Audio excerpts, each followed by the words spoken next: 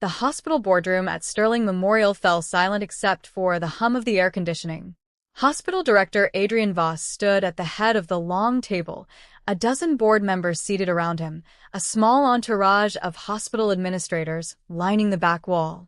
Near the door, in pressed blue scrubs, stood an older man named Samuel Reyes, holding a stack of patient transport forms. "This," Voss said, gesturing towards Samuel without looking at him, "is exactly the kind of legacy staffing cost we need to eliminate before the merger. 23 years on payroll, and he's still pushing wheelchairs." A few board members chuckled uncomfortably. "We need lean operations if we're going to survive this acquisition," Voss continued. "Mr. Reyes, your position is being eliminated, effective this Friday." Samuel set the transport forms down gently on the corner of the table. But none of them knew who he really was. Rewind 9 months. Samuel Reyes was 64 years old, and for 23 years he had worked as a patient transport orderly at Sterling Memorial Hospital, arriving at 5:30 a.m. sharp, pushing wheelchairs and gurneys through the same quiet hallways, memorizing which patients liked to talk and which ones needed silence. He wore the same soft-soled white shoes every shift, kept a rosary in his scrub pocket that had belonged to his late wife, Rosa, and always stopped by the pediatric wing on his break to say good morning to the children, even the ones who couldn't answer back. Every evening, he drove 40 minutes to a small assisted living facility to visit his older brother, Tomas, who had early-onset dementia and no longer recognized him most days. Samuel visited anyway, every single evening, reading him the newspaper aloud as if nothing had changed.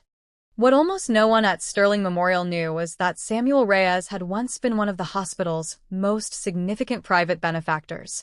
Decades earlier, after his and Rosa's only daughter survived a rare childhood illness thanks to Sterling Memorial's pediatric unit, Samuel, then a successful commercial real estate developer, had donated the funds that built the hospital's entire pediatric wing on one quiet condition: that his name never appear on any plaque, wall, or building directory.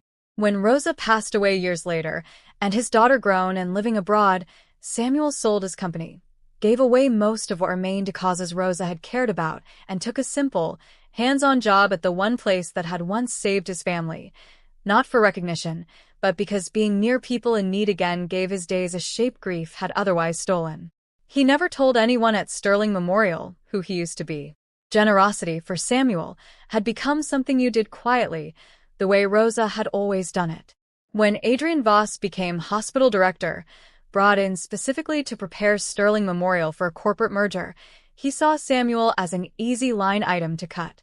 He excluded Samuel from the hospital's 20-year service recognition ceremony, despite Samuel's spotless record, citing a scheduling oversight that was never corrected.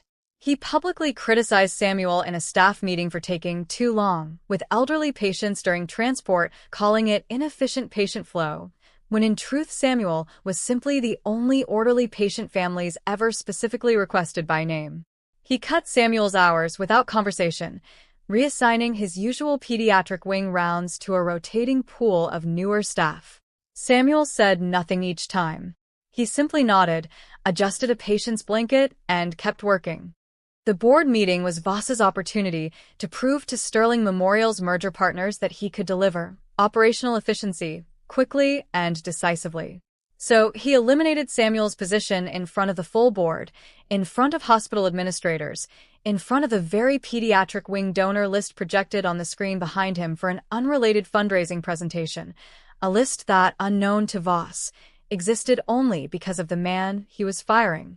"We simply can't justify legacy positions during a transition like this," Voss said, glancing around the table for approval. Samuel looked toward the head of the table for a long moment. Then he said only one thing, calm and steady. "Thank you for making your position clear." He picked the transport forms back up, walked out of the boardroom, and finished his shift as he always did, checking on the pediatric wing one last time before clocking out, stopping at the same corner room where a young cancer patient named Lily always waved goodbye to him.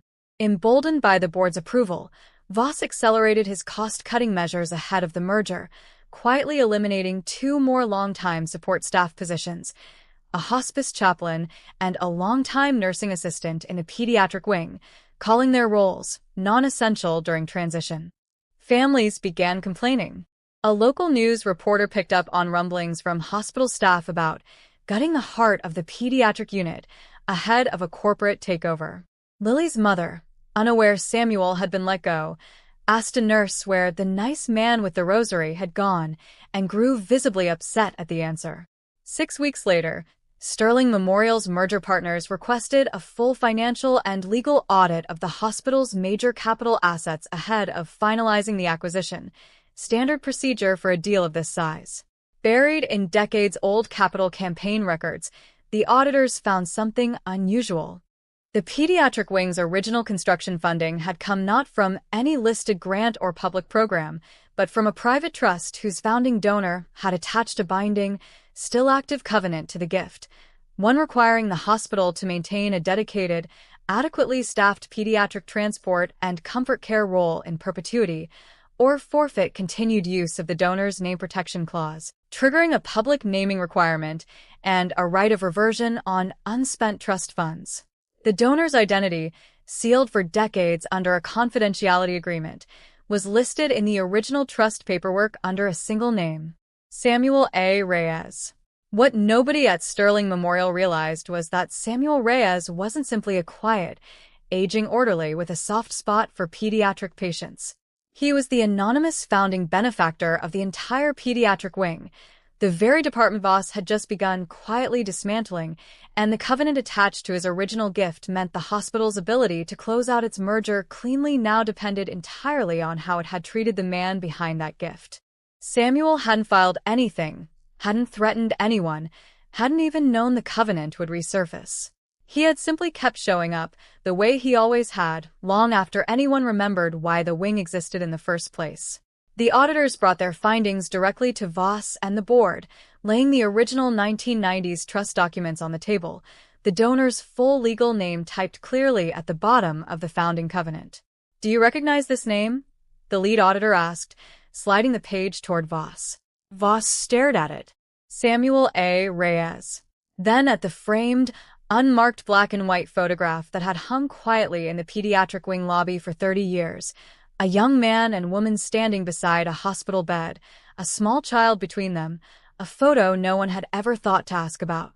The room went very still. A board member's pen stopped mid-signature. Someone near the back set down their coffee cup without a sound. There was no shouting, no dramatic confrontation. Just a formal notice from the trust's estate attorney informing Sterling Memorial's board that the pediatric wing's funding covenant had been triggered by recent staffing changes, and that resolution, including reinstatement of the eliminated positions and formal review of related personnel decisions, was required before the merger's capital transfer could be finalized. The board acted immediately. Voss was placed on administrative leave within days, pending a full review of his staffing decisions during the transition period. The board chair personally visited Samuel at his small home near the assisted living facility, apologizing at length and asking him, humbly, sincerely, if he would consider returning, not as a transport orderly this time, but as a permanent advisor to the hospital's patient experience committee, with a standing seat on future capital planning decisions. Samuel thought about it for several days. Then he agreed on one condition. The hospice chaplain and the pediatric nursing assistant Voss had cut would be reinstated first, with full back pay, and the pediatric wing's comfort care transport role would be formally protected in writing, permanently, regardless of future leadership changes. On a quiet Saturday morning, Samuel drove his usual 40 minutes to visit Tomas, reading him the newspaper aloud as always. This time, he added a small story at the end, about a hospital wing and a promise he'd made to Rosa decades ago, and how it had somehow held, quietly, all this time, even when he wasn't the one holding it anymore. Tomas didn't respond, as usual, but Samuel liked to think some small part of him was listening. The following Monday, Samuel returned to Sterling Memorial, not in scrubs this time, but in a simple gray suit, a small rosary still tucked into his breast pocket. He stopped first at the pediatric wing, where Lily, now finishing her final round of treatment, ran up and hugged him before he could even say good morning. Some people mistake a quiet uniform for a small life, and a soft voice for a small history. But the strongest people rarely need to announce what they've given. They simply keep showing up, keep their promises, and let the truth surface only when it's needed to protect what actually matters. Samuel Reyes never raised his voice, never once said the word donor, never demanded a plaque with his name on it. He only ever asked that the children kept being cared for. And when the truth of who he was finally surfaced, it didn't arrive to punish anyone. It simply made sure the promise he made decades ago would never be broken again. If this story reminded you that the quietest people often carry the deepest histories, subscribe to Hidden Truth Chronicles and turn on notifications. We'll see you in the next story.